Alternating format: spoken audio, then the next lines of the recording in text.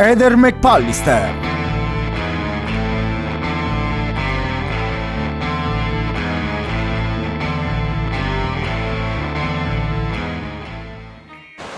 Chuck! Conosce Claudio Sterpin?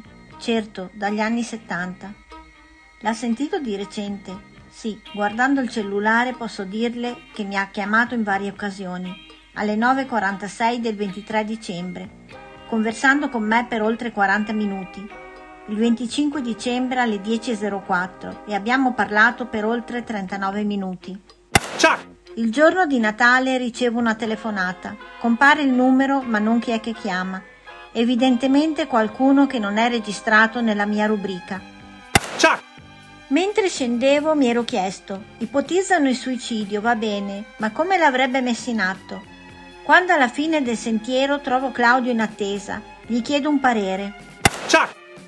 Nel tragitto ricordo che aveva fatto riferimento al fatto di aver parlato con Liliana e che la stessa le aveva parlato in modo generico di aver pensato alla possibilità di suicidarsi. Claudio mi aveva detto che Liliana aveva preso in considerazione di suicidarsi con i farmaci che suo marito teneva in casa